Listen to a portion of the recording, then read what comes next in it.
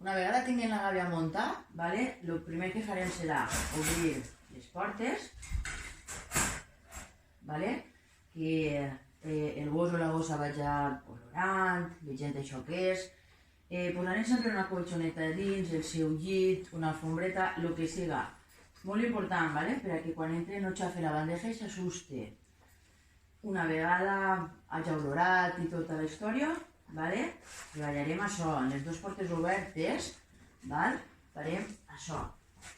Posarem prèmits en les dues mans, guiarem perquè entre per una porta i isca per l'altra. I al revés. I serà la primera part. Això se farà durant dies i dies i dies, sense pressa.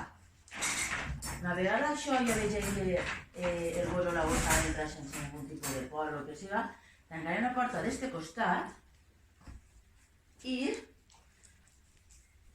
farem que mengi allà dins. Quan trobi menjar, posarem a l'altre extrem i guiem. Podem dir un premi, direm dins, puguem dir un nom, llit, perquè entri.